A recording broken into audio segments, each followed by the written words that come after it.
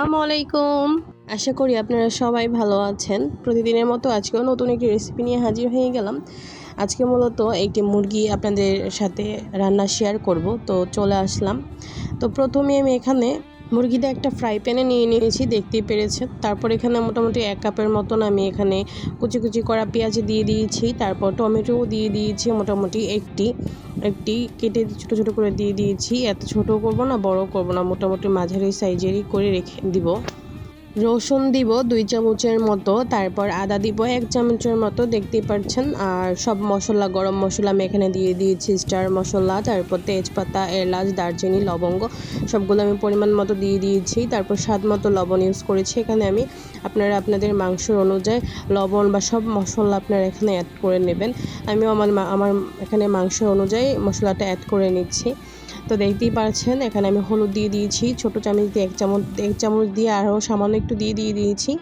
তারপর এখানে আমি দিয়ে দিব লবণ, মরিচ, হলুদ, জিরা, ধনিয়া সব মশলা আমি এখানে অল্প অল্প করে দিয়ে নিব।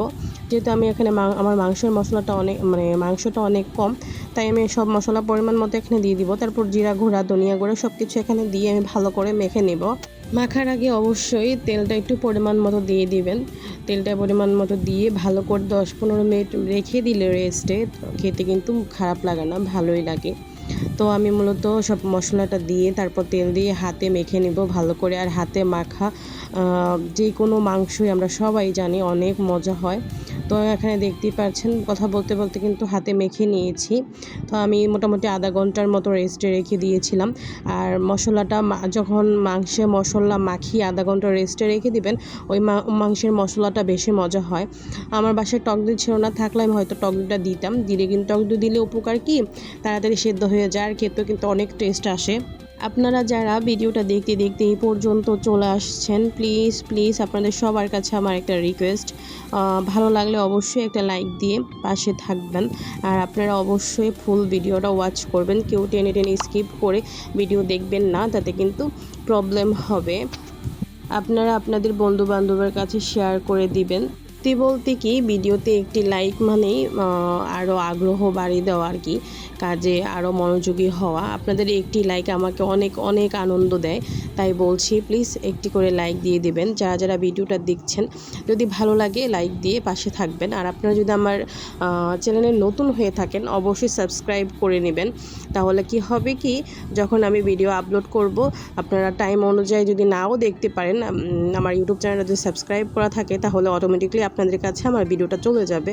আর আপনারা যখন ইচ্ছে তখনই দেখে নিতে পারবেন। প্রতিদিন আমি অনেক ধরনের ভিডিও নিয়ে আসি, আপনাদের কাজের ভিডিও হতে পারে। তো ভালো লাগলে অবশ্যই আমার ইউটিউব চ্যানেলটা সাবস্ক্রাইব করে রাখবেন, আর অবশ্যই লাইক করতে ভুলবেন না। আর বন্ধু বান্ধবের কাছে অবশ্যই শেয়ার করে দিবেন। আর সবচেয়ে বড় কথা হলো কি, বেশি বেশি করে সবাই কমেন্ট করবেন। আপনাদের কমেন্ট ধরে আপনাদের পরিবার থেকেও আমি ঘুরে আসবো ইনশাল্লাহ।